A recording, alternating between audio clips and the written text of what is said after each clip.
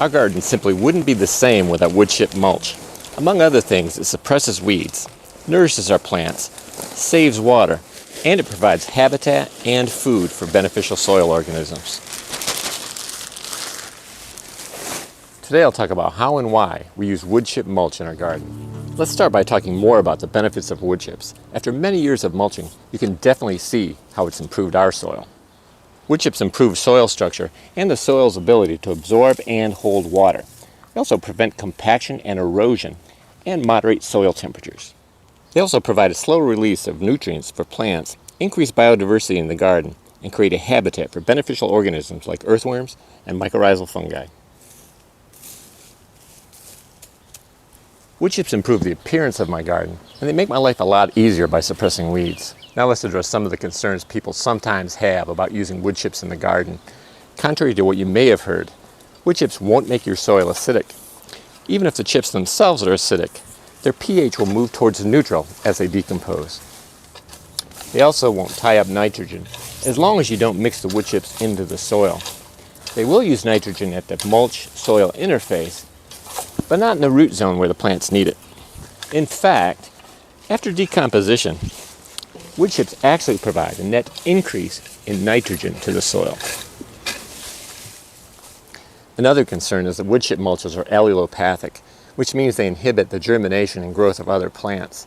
Fortunately, most woods are not allelopathic, but I would avoid wood chip mulches that contain a high percentage of fresh black walnut branches, leaves, and fruit, because these materials are allelopathic, and they should be hot composted before use. Finally, wood chips won't attract carpenter ants or termites to the garden. And though they provide an excellent habitat for slugs and snails, they also provide a great habitat for slug and snail predators like ground beetles and centipedes. Years ago, we used to go out at night with flashlights, and we'd find dozens of slugs munching on our plants. But after many years of mulching with wood chips, this year I may have found only a dozen slugs in total.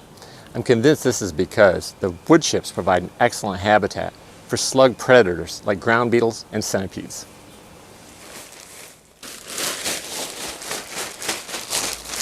Now let's talk about how I use wood chips in the garden.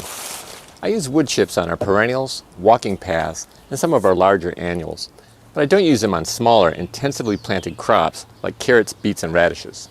While it's easy to dig a furrow in the wood chips to plant a row of carrots, it's not so easy to intensively plant 16 carrots per square foot in soil that is covered with a thick layer of wood chips. In those areas, I use lighter mulches like grass clippings and leaves, which I can easily brush aside to plant and return after the plants are established. To apply the wood chips, I simply dump them onto the soil and spread them with a garden rake to the desired depth. I don't mix the chips into the soil. Here I'm mulching a garden path, as well as tomatoes and beans that are on the edge of the path. Some sources recommend using 12 inches of wood chips in the first year, followed by smaller applications in subsequent years. I probably started with about 6 inches in the first year and apply about 2 to 4 inches every year now. One of my concerns is I don't want too much material to build up because I need to keep the yard lower than the house so that water continues to flow away from the house. Now let's take a look at how I mulch around our fruit trees.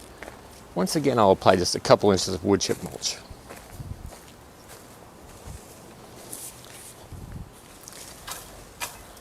All I do is spread the chips around the perimeter of the tree, but I leave about 8 inches between the tree and the edge of the mulch. This part of the tree really isn't adapted to be under the soil surface or buried in any way, and the tree will be less susceptible to fungal diseases if I leave a little bit of space here between the wood chips and the tree. Thanks to the wood chips, I won't have to water our fruit trees often. I also won't have to fertilize them. The wood chip mulch, plus other mulches like chop and drop garden waste and comfrey, will provide more than enough nutrients. Now let's mulch our asparagus. This will be the first time I've used wood chip mulch on them, so I'm going to go fairly light just to make sure I don't suppress growth.